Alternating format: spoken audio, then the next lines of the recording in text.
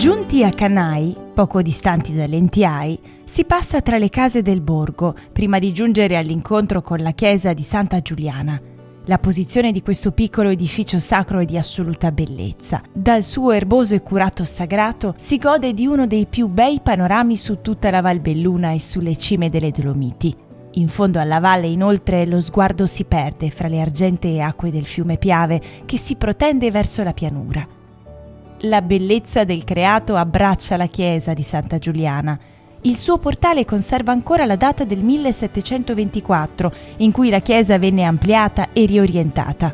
Al suo interno la pala d'altare racconta che la chiesa, oggi e originariamente intitolata a Santa Giuliana, fu dedicata in diversi periodi storici anche a San Marco e alla Santissima Trinità. Al centro della seicentesca pala domina lo spazio il trono di grazia.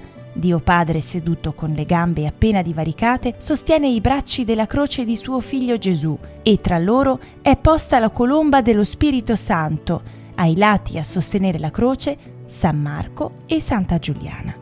Attestati visibilmente anche gli stemmi del vescovo della diocesi di Ceneda, Pietro Leoni, e del pievano di Lentiai, Ottavio Vergerio, sull'altare di legno, decorato e dipinto.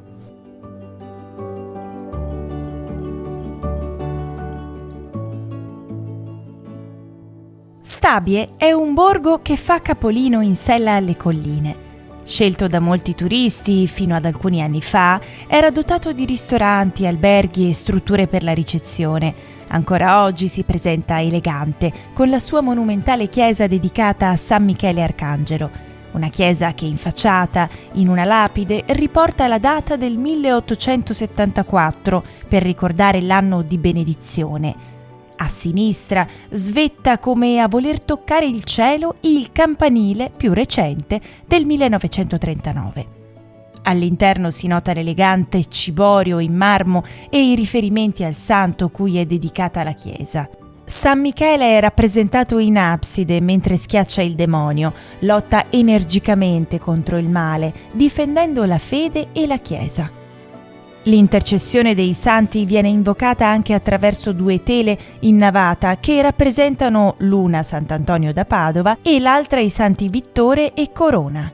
Nel 1976 è presente a Stabie l'artista Giuseppe Modolo che affresca la lunetta dell'abside.